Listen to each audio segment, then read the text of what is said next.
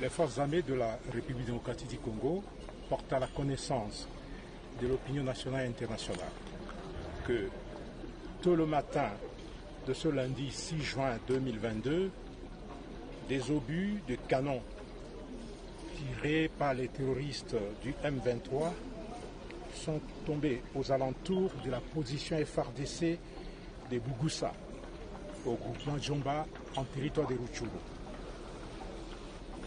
Le bilan du côté FARDC est de 2 militaires tués et de 5 blessés. Cette énième attaque intervient malgré les appels lancés au M23 par les instances africaines et internationales et en dépit de la réunion de Goma des chefs de défense de la communauté des États de l'Afrique de l'Est consacrés à la recherche de solutions aux problèmes sécuritaires dans cet espace communautaire. Face à cette situation et aussi face aux intentions belliqueuses du M23, les forces armées de la République démocratique du Congo ne sont pas restées les bras croisés. Elles continuent jusqu'à présent de pilonner les positions des terroristes du M23 depuis les petites heures de ce matin. L'usage des canons à longue portée témoigne du soutien que le M23 bénéficie de son allié naturel.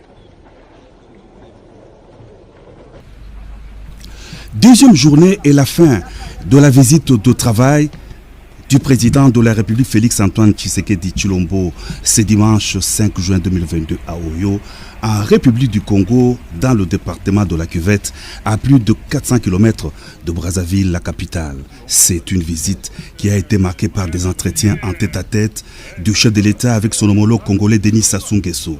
Cette rencontre intervient sur le plan bilatéral dans un contexte de raffermissement de bonnes relations d'amitié et de coopération entre Kinshasa et Brazzaville, et sur le plan sous-régional dans un climat de discorde causé par le différend qui oppose la République démocratique du Congo et le Rwanda, soutenant le M23 qui attaque le pays dans la partie est du territoire national. Au cours du point de presse animé à l'aéroport, à l'issue de leurs entretiens, le président de la République Félix-Antoine Tshisekedi Tshilombo a réitéré sa bonne foi, sa volonté et sa détermination d'engager la RDC sur la voie de la paix avec tous ses pays voisins pour la stabilité et le développement de la sous-région. Hélas, cette paix, recherchée depuis son avènement à la magistrature suprême, n'est pas à considérer comme un signe de faiblesse, a renchéri le chef de l'État.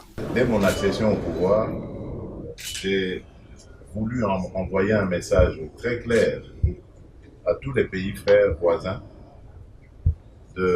un message de paix, un message de solidarité pour que nous puissions ensemble nous liguer pour faire face aux difficultés du moment dans le monde et dans nos pays et tourner ceux-ci, nos pays, vers le développement plutôt que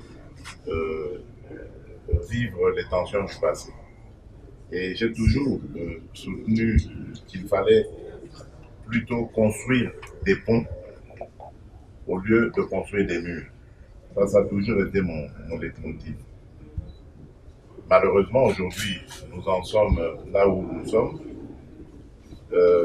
Je suis le premier affecté, comme je le disais, et j'espère que la situation n'en restera pas là.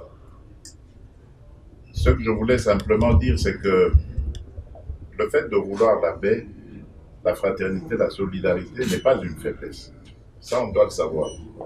La République démocratique du Congo que je dirige et celle que je veux voir, c'est un pays où règne la paix, la sécurité, l'hospitalité, parce que notre pays l'a toujours été. Mais cela ne doit pas constituer une occasion pour des voisins de venir nous provoquer.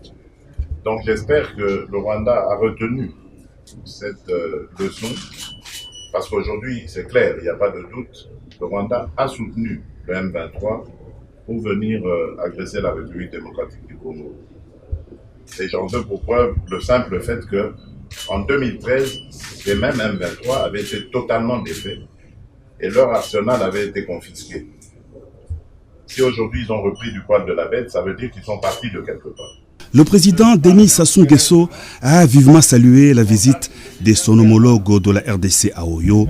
Il a lancé un message de paix sans laquelle l'Afrique ne saura relever les multiples défis auxquels elle est confrontée. Aujourd'hui, l'Afrique a de nombreux défis à relever. Des crises sanitaires, économiques, financières, et même les défis de l'alimentation de nos populations. Et nous ne voyons pas comment nous pouvons relever ces défis en Afrique s'il n'y a pas un climat de paix et de coopération en Afrique. Et on n'a pas besoin de faire un dessin pour cela. Et voilà pourquoi je salue la visite ici à Oyo de mon frère, le président Tshisekedi Tshilombo.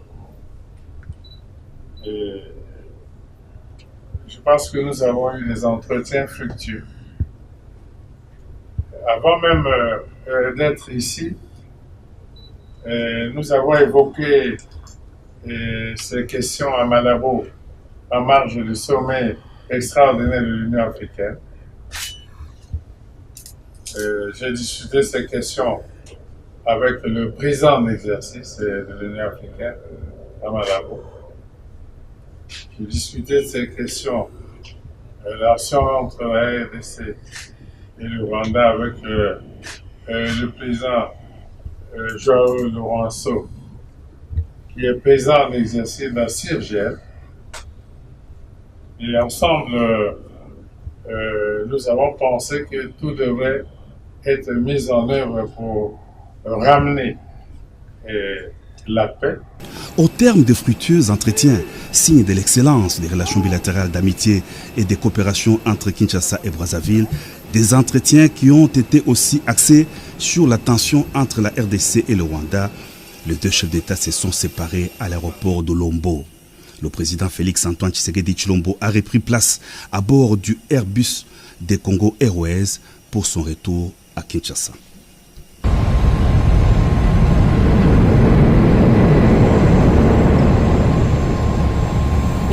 Disant que nous avons réussi un soutien de notre allié naturel, monsieur, qui oublie que les FARDC vendent des armes. Dernièrement, vous avez condamné les gens en Ituri, qui oublie que lorsqu'il y a la guerre, vous jetez les armes pêle-mêle. Vous fuyez comme de vulgaires civils, en abandonnant armes et munitions. Lorsque vous êtes venus nous attaquer, nous vous avons repoussé jusqu'à Rumangabo. Nous avons ravi quelle quantité d'armes et à Kibumba. Nous avons utilisé ces mêmes armes lorsque vous êtes venus aujourd'hui à 5h30 pour nous attaquer. Nous vous avons rien communiqué, soit disant qu'il y a 2 morts et 5 blessés. Mon général, quand même, soyez un bon militaire. Hein? Là, je n'entre pas dans les détails. Mais vous avez vu ce que nous avons fait. Et c'est une leçon. Et ça tient les derniers avertissements, je pense. Et si vous continuez, puisque nous voulons la paix, nous voulons le dialogue, vous ne voulez pas, mais vous n'avez pas la capacité de se tenir devant nous. Vous n'en avez pas. Vous trompez les chefs de l'État. Vous avez détruit l'armée, monsieur le général. Vous avez détruit cette armée. Vous envoyez des jeunes gens au front qui viennent, qui ne savent même pas lire la carte, faire la lecture d'une carte. C'est malheureux, c'est pitoyable. Avec quelles conditions ils viennent au front? Tout ça à cause de votre cupidité, monsieur le général. Nous ne sommes pas aidés par un pays. Votre armée est faible. C'est vous qui avez rendu cette armée faible. Parce que vous voulez trop l'enrichissement. Vous faites tout pour voler, pour piller. Mais quant à nous, nous voulons le dialogue, nous voulons la paix. Nous avons ravi les armes à